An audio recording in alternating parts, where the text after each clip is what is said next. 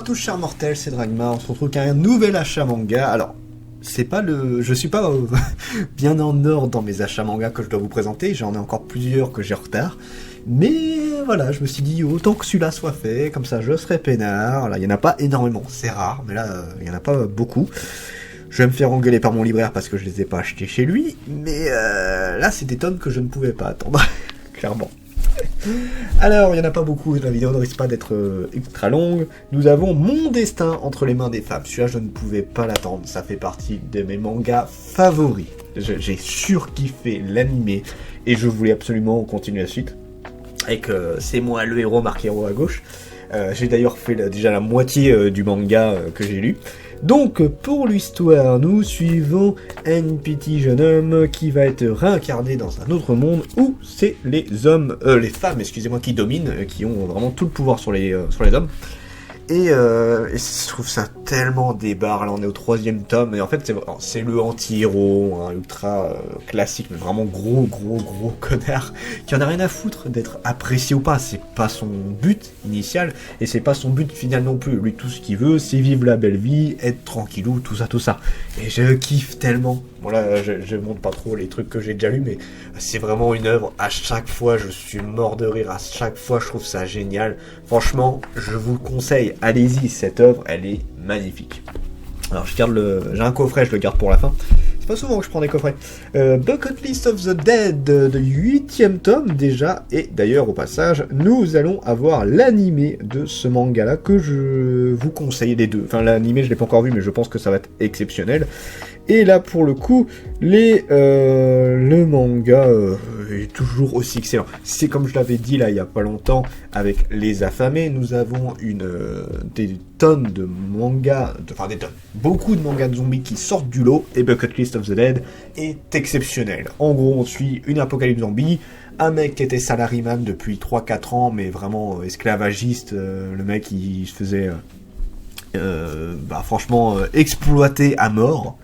Et là, pour une fois, il est enfin libéré et il veut du coup faire tout ce qui lui fait plaisir avant de crever. Et c'est une histoire qui est juste magnifique, dans le sens où c'est super drôle, on a des côtés très sérieux, mais c'est un très bel enchaînement. C'est comme un petit peu Les Affamés à ce niveau-là.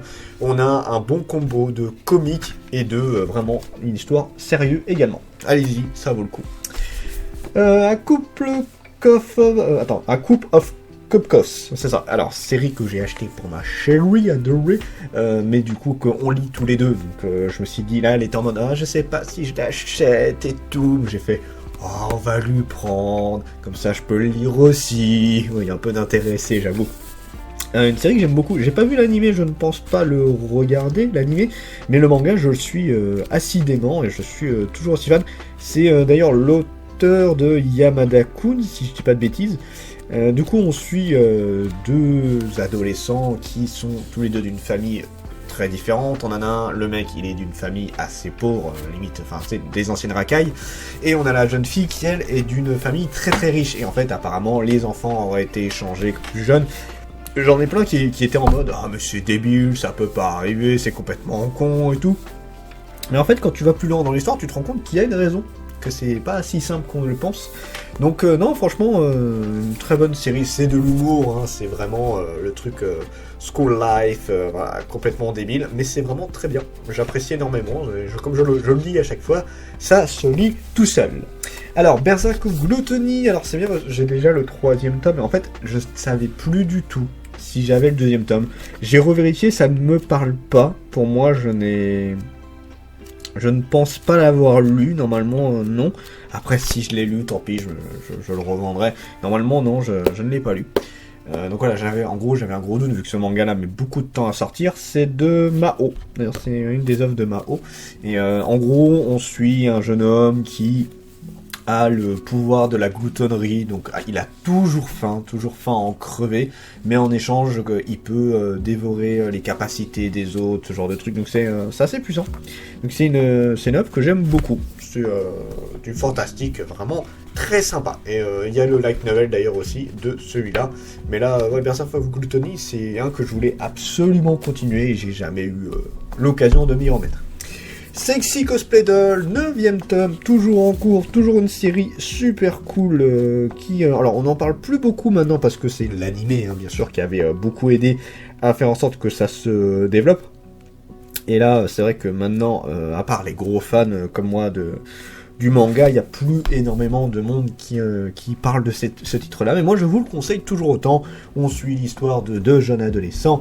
Une qui est extrêmement fan du cosplay, mais pas du tout douée pour en fabriquer. Et un qui est fan des poupées traditionnelles japonaises. Son grand-père en fabrique encore. Et lui, il s'entraîne pour en fabriquer. Et du coup, ça va être un duo entre lui qui apprend à faire les cosplays et créer de super belles œuvres. Et elle qui en profite pour les essayer. Et voilà, et c'est vraiment excellent. C'est une très belle histoire, encore une fois.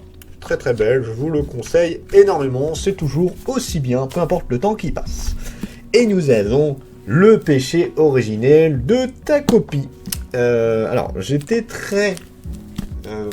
j'étais un peu mitigé en me disant, est-ce que je l'achète? Je sais pas, c'est vrai qu'il y a beaucoup de monde qui me le conseillait. J'étais en mode, je sais pas, j'hésite. Et là, il y a pas longtemps, un de mes collègues de travail, un certain Jérémy, lui il a acheté, on a quand même plus ou moins les mêmes avis sur les mangas, donc j'étais en mode allez, on va tenter. Il m'a dit que c'était vachement cool, donc j'ai pris le coffret carrément, qui est un tout petit peu plus cher, il y a 17,95, donc je crois que c'est, je sais plus à combien il y a le tome, mais je crois que c'est un tout petit peu plus. Donc série terminée en 2 tomes, la série phénomène qui a secoué la planète manga. Takopi est un petit extraterrestre arrivé tout droit de la planète Happy pour répandre à la joie sur Terre, sauf que la première personne à lui tendre la main est Shizuka, une fillette au visage infiniment triste. Aussitôt, Takopi se donne pour mission de lui rendre le sourire à l'aide de ses fantastiques Happy Gadgets. C'est Doraemon le truc. Mais le petit alien est loin d'imaginer la noirceur de l'environnement dans lequel évolue l'écolière. L'innocence et la bonne volonté de Takopi vont peu à peu l'entraîner dans une spirale inextricable jusqu'à ce que le pire se produise. Et voilà, je suis très curieux vis-à-vis de ça. J'ai pas lu, je n'ai pas vu d'extrait, tout ça, j'ai pas regardé, j'ai essayé pas trop me spoiler parce que comme je vous l'ai dit, j'étais très en mode est-ce que je le lis ou pas. Je me suis dit on va attendre. Donc voilà, Takopi, je ne sais pas du tout ce que ça vaut, je n'ai pas encore lu. Je l'avais même pas ouvert, vous voyez, je l'ai même pas encore ouvert, je l'ai acheté un temps, il y a à peine, il y a 3-4 heures, quoi, plus ou moins que je l'ai acheté. Donc voilà, je n'ai pas encore vu, je montre un petit peu à quoi ça ressemble. On verra bien. Et avec le coffret, nous avons un truc qui, apparemment c'est ça qui a fait connaître l'auteur de ce qui est dit. Donc voilà, je ne sais pas ce que ça vaut. On verra bien, c'est une petite nouvelle, là, visiblement. On verra bien. De toute façon, je donnerai mon avis sur cette œuvre. Je vais y arriver. Voilà. Donc c'est tout ce que j'ai acheté pour une fois. C'est pas souvent que j'en achète si peu, mais voilà. Là au moins, ça fera une vidéo un peu plus courte. Quoique j'ai pas mal de gens qui aiment bien les vidéos longues, étonnamment. Je me dis, souvent les gens aiment bien que je fasse les vidéos plus longues. Et c'est pas toujours simple, hein. C'est crevant pour la voix ou tout ce que vous voulez. Enfin voilà, c'était Dragmar et je vous dis à la prochaine, chers mortels.